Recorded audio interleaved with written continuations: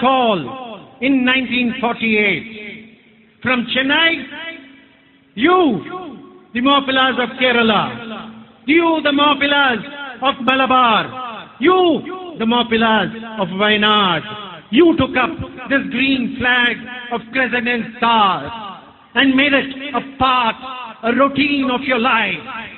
And you prospered.